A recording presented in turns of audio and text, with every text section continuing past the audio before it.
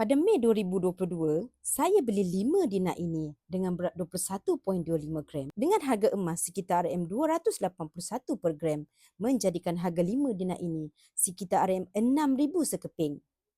Hari ini, dengan nilai duit yang sama, saya hanya mampu beli 2 keping dinar emas sahaja.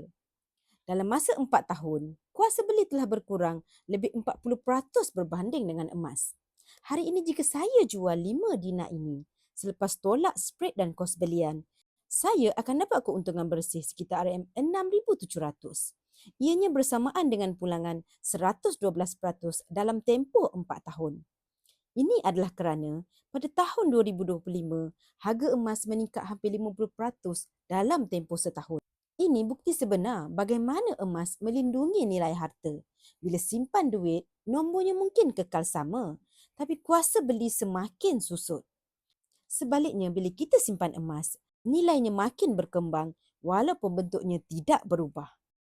Bagi yang ingin memulakan simpanan emas atau ingin alihkan sebahagian daripada simpanan ASB, tabung haji atau simpanan di bank kepada emas fizikal bersama Public Gold, jemput komen di bawah atau mesej saya untuk saya bantu mulakan simpanan mengikut bajet anda.